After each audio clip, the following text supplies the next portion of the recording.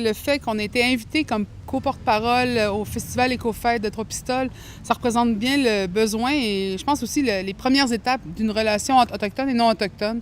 Simplement pour le fait qu'on a présentement les mêmes luttes au niveau environnemental, les mêmes besoins en tant qu'être humain, mais on fait des luttes séparées. Donc, c'est de faire enlever ce mur de verre qui nous sépare tout le temps et de commencer à avoir des interactions dans notre vie au quotidien, donc dans des festivals.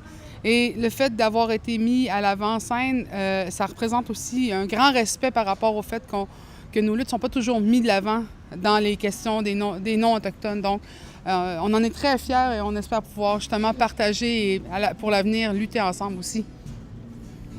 Donc, effectivement, quand on a démarré le mouvement Idle No More, on s'est insurgé contre les lois C-45, C-38. Le mouvement avait été dicté comme étant un mouvement autochtone, mais plus tard, on a réalisé que vraiment, c'était des enjeux communs. Par exemple, C-45, la protection des lacs et des rivières à travers le pays. L'accès à l'eau potable, ça rejoint tout le monde, peu importe nos valeurs, peu importe nos affinités politiques. Donc, vraiment, durant le processus du mouvement, on a réalisé que c'était vraiment important de créer des alliances, puis c'est ce qui est en train de se faire en ce moment. On est allé avec une délégation québécoise à Fort McMurray. On a réalisé que C-45, en fait, c'était pour permettre au gouvernement Harper de favoriser les projets de pipeline. Donc, c'est vraiment une lutte qu'on mène de front en ce moment pour Idle No More. Puis, le message qu'on a vraiment, c'est que l'urgence de converger nos luttes, c'est maintenant que ça doit se faire.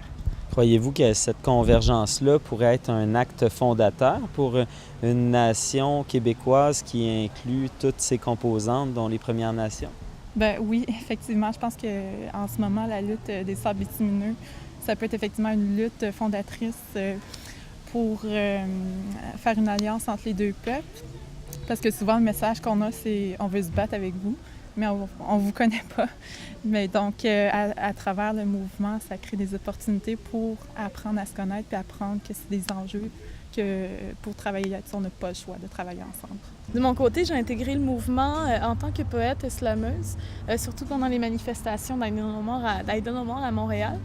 Puis, par exemple, juste mon expérience d'hier soir à la Forge à Bérubé, j'ai été surprise que la salle était pleine. Moi, je m'attendais à moins peut-être 20-30 personnes. Puis c'est ça, mais j'avais une écoute, puis un accueil vraiment, ça m'a impressionnée, ça m'a beaucoup touchée.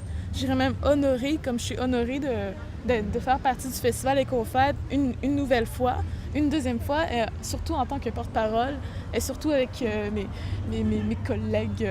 Les sœurs. Mes sœurs, Idle No More. Non, ok, ça, c'est vraiment. Mais c'est ça.